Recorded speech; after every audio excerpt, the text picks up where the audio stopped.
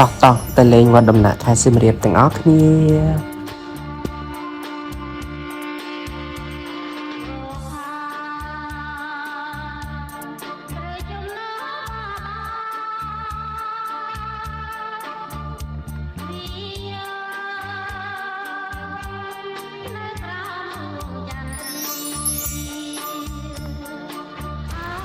សួស្តីអ្នកទាំងអស់គ្នាជួបគ្នាម្ដងទៀតហើយជាមួយខ្ញុំ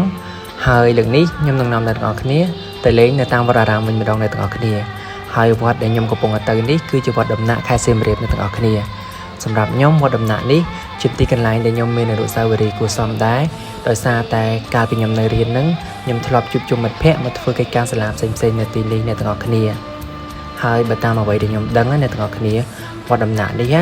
គឺជាអតីតព្រែដំណាក់នៃព្រះបាទស៊ីសុវត្ថិអ្នកទាំងអស់គ្នានៅក្នុងអំឡុងសតវត្សទី19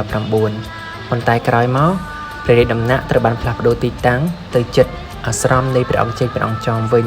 ដូច្នេះទីនេះក៏បានក្លាយទៅជាអារាមព្រះពុទ្ធសាសនារហូតដល់ពេលបច្ចុប្បន្នអ្នកទាំងអស់គ្នា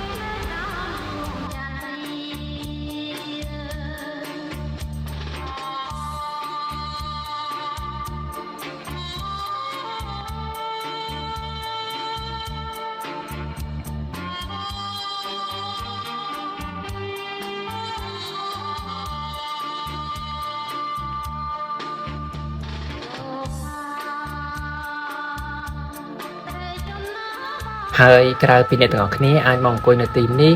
មានម្លប់ឈើធំមកអង្គុយធ្វើកិច្ចការសាលាឬអានសៀវភៅបានហើយអ្នកទាំងអស់គ្នាក៏អាចមកទស្សនានៅសិល្បៈក៏ដូចជាមកធ្វើការបួងសួងបន់ស្រន់សុំសេចក្តីសុខបានដែរអ្នកទាំងអស់គ្នា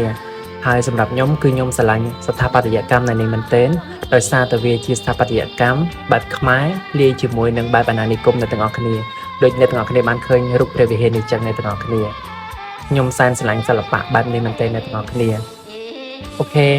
ហើយកន្លែងនេះខ្ញុំណែនាំមែនទែនសម្រាប់អ្នកដែលមានបំណងចង់មករកកន្លែងស្ងប់ស្ងាត់ឬក៏ចង់ដកខ្លួនចេញពីទីក្រុងដែលមានមនុស្សម្នាច្រើនអ្នកទាំងអស់គ្នាអរគុណសម្រាប់ការទស្សនាវីដេអូរបស់ខ្ញុំជូនពរអ្នកទាំងអស់គ្នាសំណាងល្អហើយជួបគ្នានៅវីដេអូក្រោយទៀតបាយបាយ